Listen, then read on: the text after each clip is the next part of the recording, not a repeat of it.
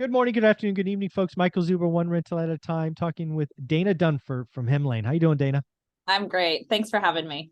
So I'm going to ask you to take off your CEO hat, probably take off your Hemlane hat, and just be Joe Blow, Jane Smith.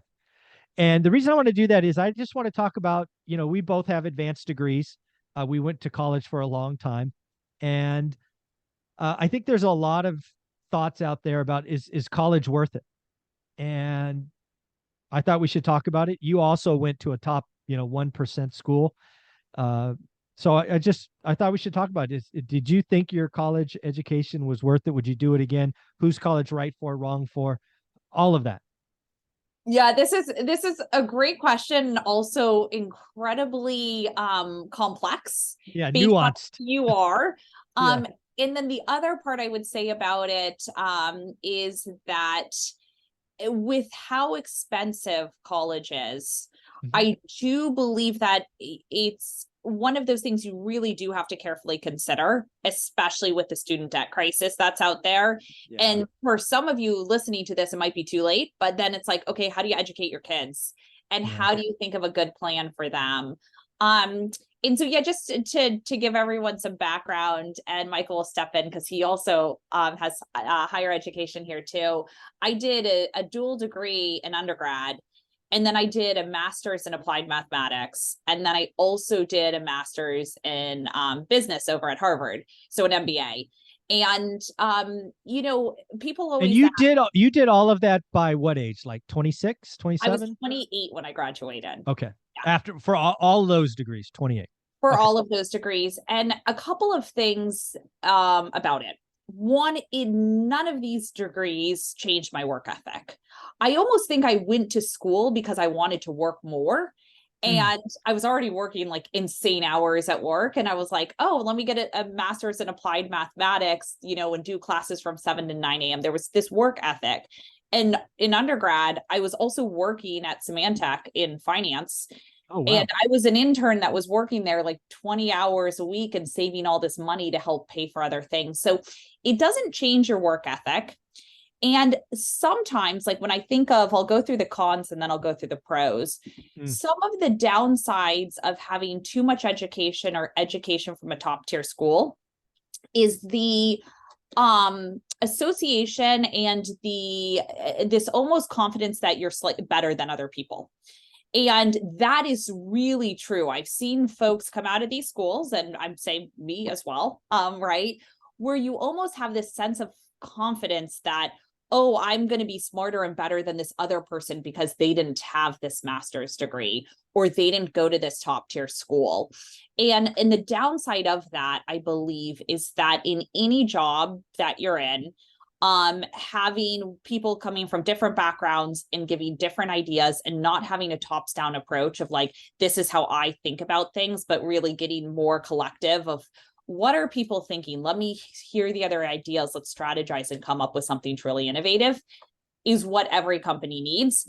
And you want to get rid of all the politics. All of the politics of the past dictates the future, right? Mhm. And so that is one thing that is a downside. On the flip side, we do this in our recruiting as well. What I have found is education in school and where people go and how many degrees they have sometimes helps with that work ethic. Are they going to show up on time? Are they going to perform? Are they like going to make sure that things get done?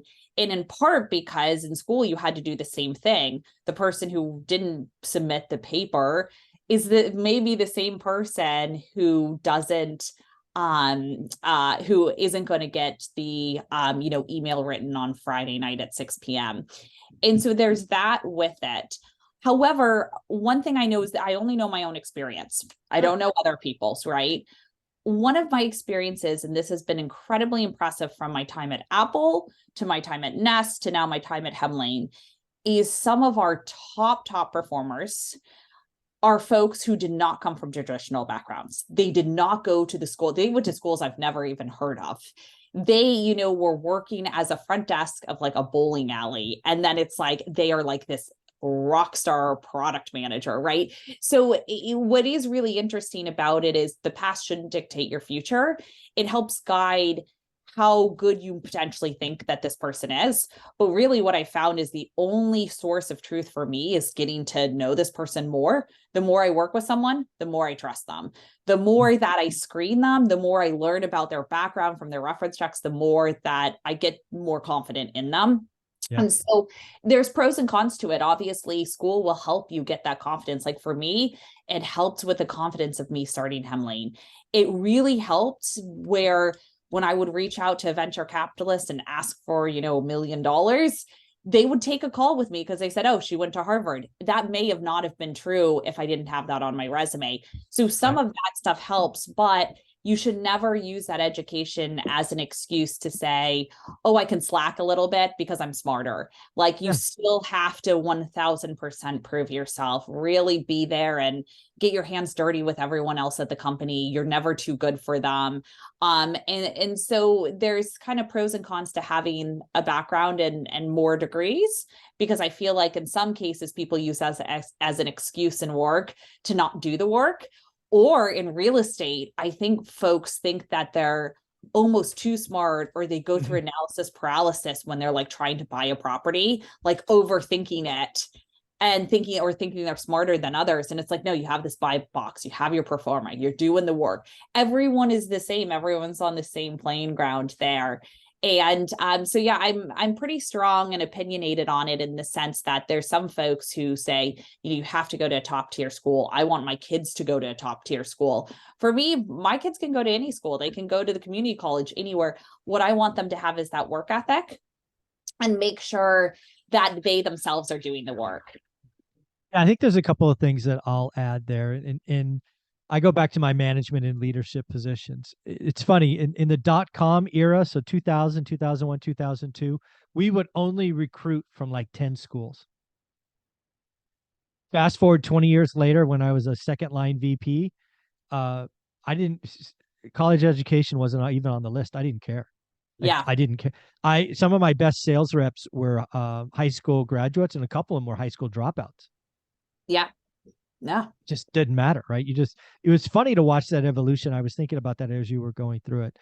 A couple other things that were different about my story is I started at junior college, right? I was married at 19. I had to pay for my education. So I went to De Anza College. Shout out, I forget what their logo or mascot is, but whatever. The Dons, I think. And that was the right way to do it for me. And then I got an automatic transfer to Santa Clara. Again, then I start working, and then I get a master's or MBA in the evenings, right? Because I had to pay for all of this. Yeah. So I guess the thing that I would kind of close out with this, and you brought it up in the beginning, is I wish there was a better ROI calculation. The fact that they give 18-year-olds, loans easily to get into debt with student loans it's broken, and then you can't discharge it in bankruptcy. There's just all kinds of things wrong with it. I think there needs to be an ROI calculation. And, if you're in the sciences or mathematics or whatever, you're going to get a lower cost of debt than other areas. I think there is a formula there. I just wish it was handled differently. But, I will now say college isn't for everyone. It was certainly a part of my story. So, but with that, Dana, we got to wrap up this session. Happy holidays. Merry Christmas. One more time, where can they find Hemlane? Thank you. Happy holidays to you too. And you can go to www.hemlane.com. If you're looking for any last minute holiday presents for folks who have rental properties, reach out to us. That's a great idea. That's a great idea. Thanks, Dana. Take care. Thanks so much.